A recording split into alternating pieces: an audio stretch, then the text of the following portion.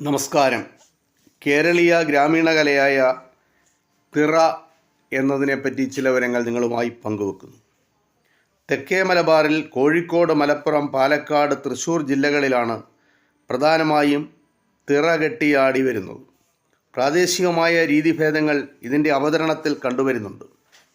മണ്ഡലകാലം തീരുന്നതോടെ കാവുകളിൽ ഉത്സവങ്ങൾ ആരംഭിക്കുന്നു.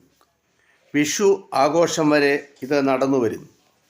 തിറയിൽ പ്രധാനമായും ശിവസങ്കല്പത്തിലുള്ള പുരുഷവേഷങ്ങളാണ് അധികവും.